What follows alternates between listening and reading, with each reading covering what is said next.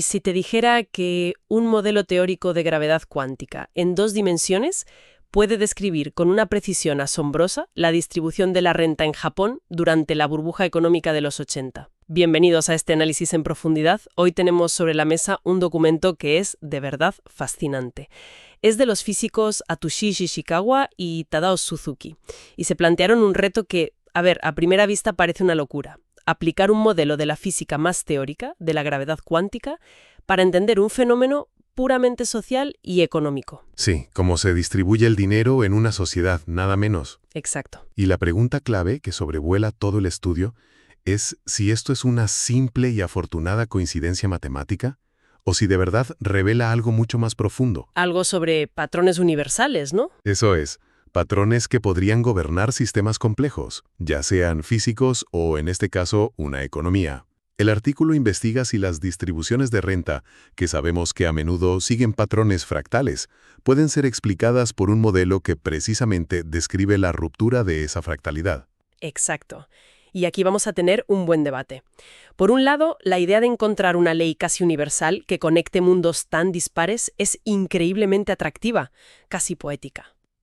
Pero por otro, ¿podemos realmente con seriedad conectar la física de superficies abstractas con los sueldos de la gente? A lo largo de nuestra exploración, yo voy a defender la validez y la asombrosa utilidad de este enfoque tan original. Y yo, como siempre, seré la voz del escepticismo, porque aunque los resultados son innegablemente intrigantes, mi papel será cuestionar si esta conexión es real. O si es solo una analogía. O si estamos ante una analogía matemática muy sofisticada, pero una analogía al fin y al cabo. Veremos si la evidencia que presentan es suficiente para convencernos de que hay algo más. Muy bien, pues vamos a desgranar esto, porque el viaje merece la pena. Para empezar, tenemos que hablar de fractales. El documento parte de esta idea, que es fundamental. Un sistema fractal, como el que se sugiere en la figura 1 del estudio, es autosimilar. ¿Y qué significa eso en términos sencillos? Pues que la parte se parece al todo.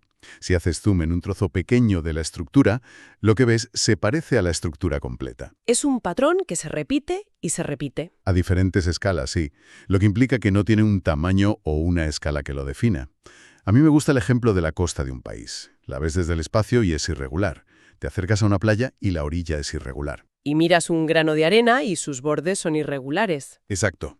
Y esa propiedad matemática, claro, tiene consecuencias directas. Se traduce en distribuciones que siguen lo que se conoce como una ley de potencias. El ejemplo clásico, y el centro de este estudio, es la distribución de la riqueza. Exacto. Es la famosa idea de que el 1% más rico tiene una porción enorme del pastel.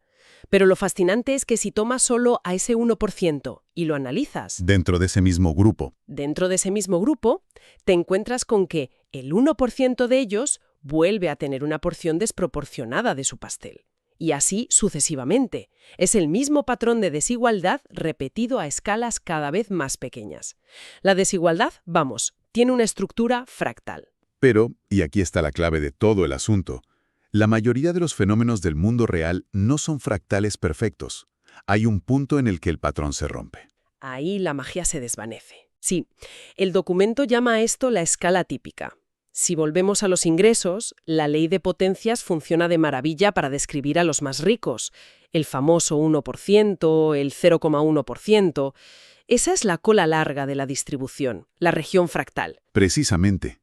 Pero esa misma ley es un desastre para describir a la clase media y a la clase baja. Ahí, el comportamiento de la distribución cambia por completo.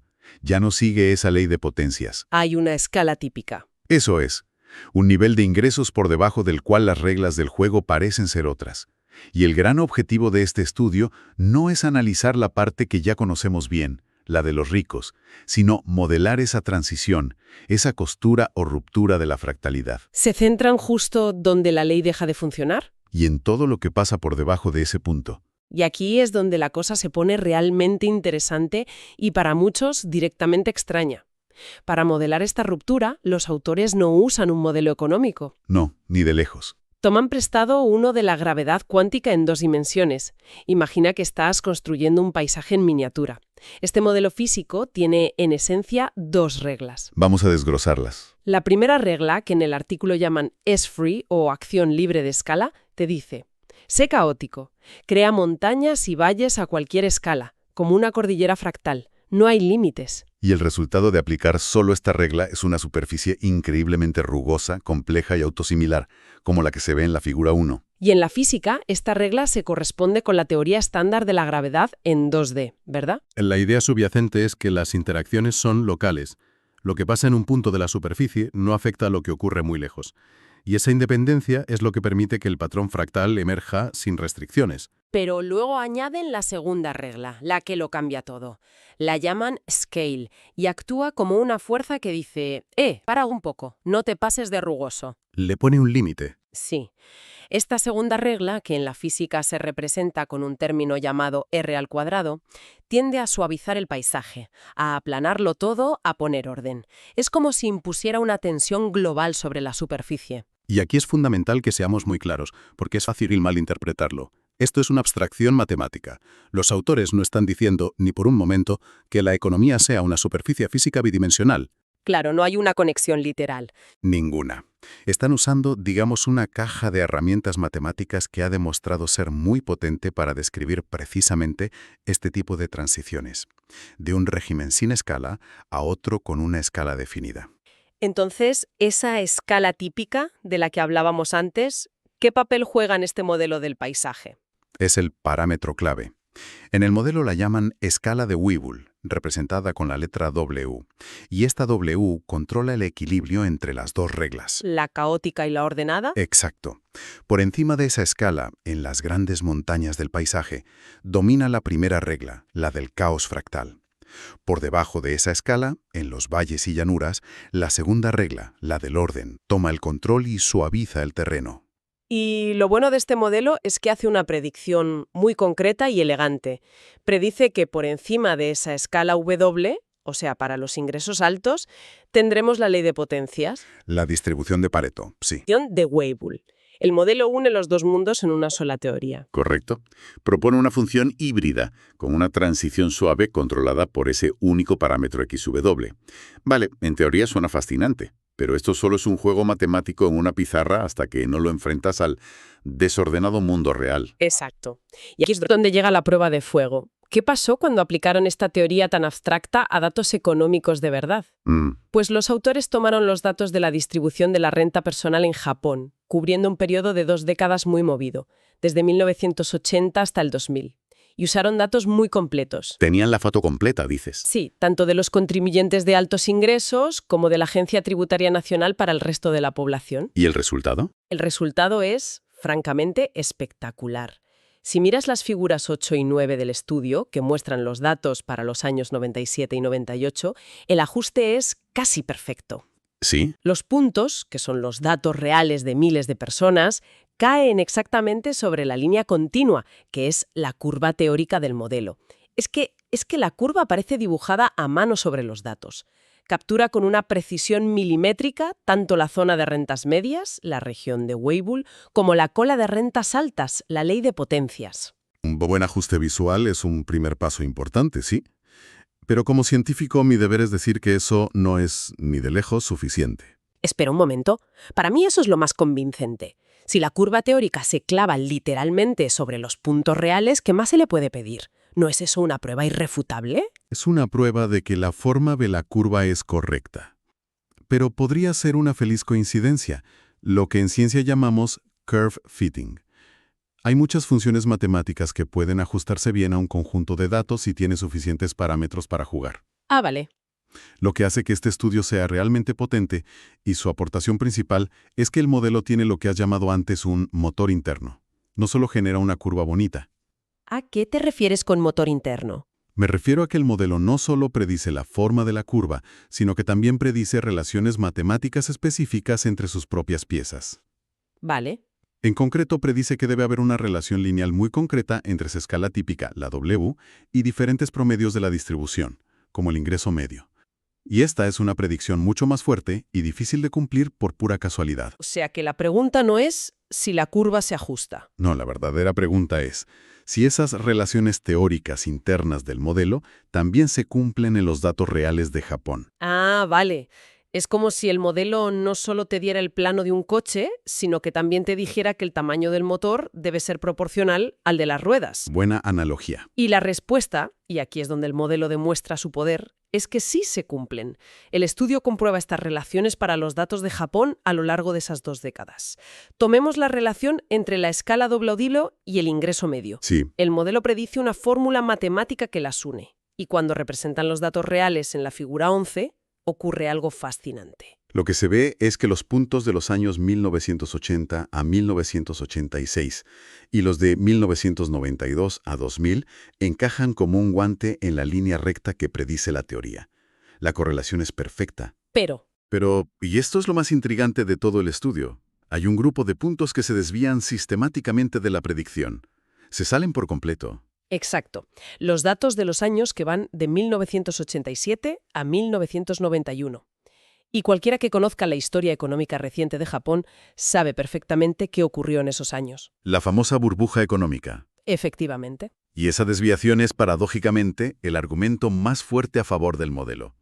Esos años coinciden con el apogeo y el estallido de la burbuja financiera e inmobiliaria japonesa.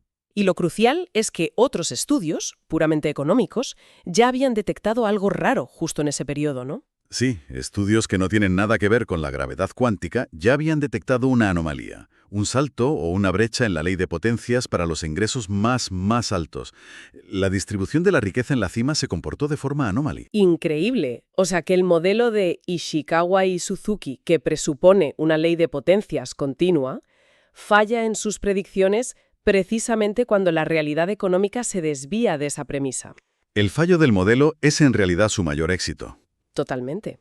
No solo describe los periodos normales con una precisión asombrosa, sino que su desviación nos señala con el dedo exactamente cuándo la economía se estaba comportando de forma extraña.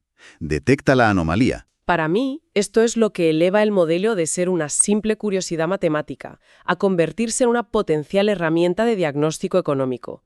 Imagina más implicaciones. A ver, Sin necesidad de tener todos los datos detallados de los más ricos, que a menudo son opacos, simplemente usando las relaciones que el modelo propone con datos más accesibles, se podría detectar si se está formando una discontinuidad como la que ocurrió durante la burbuja. una especie de sistema de alerta temprana.